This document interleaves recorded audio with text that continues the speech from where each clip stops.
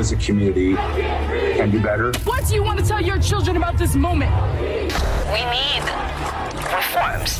From the All Indiana Podcast Network, we stand together. Everybody's here together, black, white, brown, everybody. A platform for progress in our community. We need to do a better job. I want to show that we can be peaceful. This is just as much our fight as it is yours. Discussing the problems of racial inequality and solutions to combat discrimination in a conversation for change. We'll be able to build on this. I never in a million years thought I would embrace a cop like that. From Wish TV, we stand together. Many demonstrations and events across the country have started conversations. We are giving leaders and the community an opportunity to share their voice.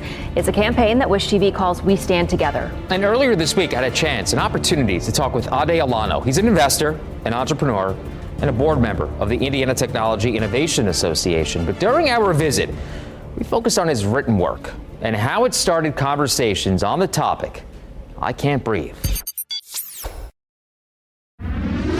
Take me back to Memorial Day, right around that time when the George Floyd video was released. I think for me, rewinding even a few weeks before that, the Ahmaud Arbery case really shook me and went through a lot of emotional highs and lows. And to be honest, when the news about George Floyd broke, I read the headline, I read a couple sentences, and then just went on to the next story. I felt like I wasn't in an emotional place to really consume it.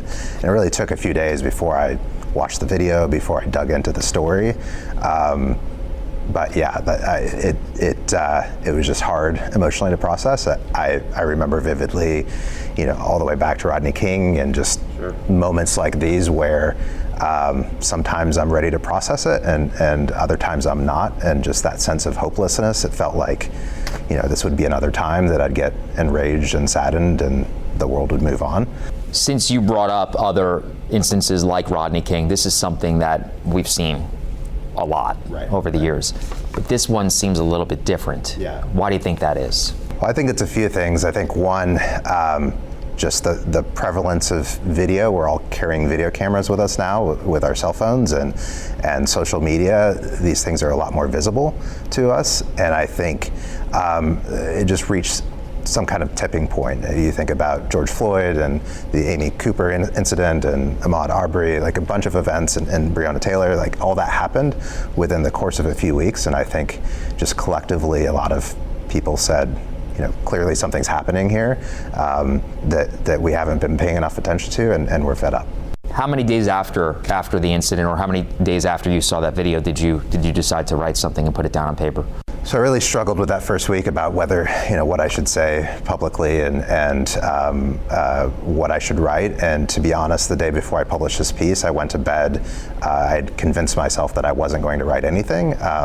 Lots of reasons behind that. I mean, one of them, which I mentioned in the piece, is I have my stories, but they pale compared to some of the other stories that we mentioned. Do you mind reading maybe a little bit of it for us? I've struggled with whether or not to write this. My stories aren't all that special. There are countless others who've experienced worse. But I'm writing this to those of you in my life that don't quite understand what's going on right now, who think that people are making too big a deal out of all this. I wanted to blame you for not getting it, but maybe in some part it's my fault. It's my fault that I haven't told you my stories. It's rare that I've opened up about my pain, and because of this, it's possible that I've left the impression that I haven't been affected. Maybe I'm the example that you go to when you make the argument about how everything's okay. I haven't told you that I can't breathe. I didn't tell you about the first time I realized that my life in America was going to be different because I'm black. When I took one of my best friends to a middle school dance, and then her mom found out after the fact and forbade the girl from speaking with me ever again because she's white and I'm black. I didn't tell you about how that broke my heart and birthed the rage inside of me. There's a story I was sold. Keep your head down, work hard, get good grades, stay out of trouble. If you do all that, your blackness won't matter.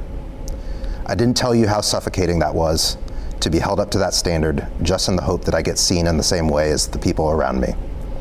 I didn't tell you about all the moments in my life that helped me understand that this story was a lie. The comments heard in earshot, the furrowed brows directed my way, the jokes I didn't find funny, wondering about the job offers I didn't get, wondering about the investors that told me no. How every time I started to forget the story was a lie, someone would faithfully remind me. I didn't tell you about the time I took a road trip with my friends when I was 15 years old, when we started playing with a BB gun in the car and someone called the cops. I didn't tell you about the shotgun pointed at my back, my hands in the air. How I knew we weren't speeding, so was confused about why we were pulled over. I didn't tell you how I couldn't understand anything he was saying because the wind was loud and there were cars whizzing by us. How he started screaming because clearly I was doing something wrong, but I didn't know what. And how all I could think about was a shotgun blast that could rip through my chest. How I think about it nearly every day, and it's suffocating. How it comes up in things you might not expect, like when I trained for a half marathon. How I never ran after dark. How I chose clothes to try to make it clear to everyone that I was just a runner, not a black man running away from something. How I'd sometimes cross the street if I was coming up on someone too fast. I didn't tell you how I felt after Ahmaud Arbery. I don't tell you how it's not just those with hate in their hearts that I've come to fear, that I fear more the system that might not protect me. So I'm telling you now, I'm one of the lucky ones, but even still, I can't breathe. It's a powerful piece. Thanks. Sorry. And it's not your fault, by the way. Right. So what type of reaction did you get when you wrote that? I got a lot of great outpouring from friends and people I've known in my life to just talk about their stories. Probably one of the best things that's come out of this is just hearing from especially black friends who shared similar stories, who have shared their own stories publicly, and I think just a sense of awareness from a lot of people, again, because it's not something that I typically talked about, people expressing a deeper level of understanding and clarity that what happened with George Floyd isn't just limited to a certain sector of the population but that the issues that we face with Race America affects all people of color, regardless of status or stature or income and all that, and that a greater awareness that things need to change. Do you think that, and you and I think we're close in age, do you think that the change that you want we'll be able to see maybe in our lifetime? Yeah, if you would have asked me a few weeks ago, I probably would have scoffed at that. But I right now, I'm very, the most optimistic about this than I've ever been. I mean, just seeing the discourse that's happened in the last few weeks and even just the symbolic changes that have happened, I think they're meaningful. I mean, already, I think we've hit a tipping point where we will talk about race differently going forward. And I think that's the first step to meaningful reform and change. So yeah, I think we may not get all the way there in terms of what I'd love the end state to be in my lifetime, but I think we'll make significant progress, more progress probably than I've seen to date in my life. Is there anything that you want maybe to share that I'm not asking?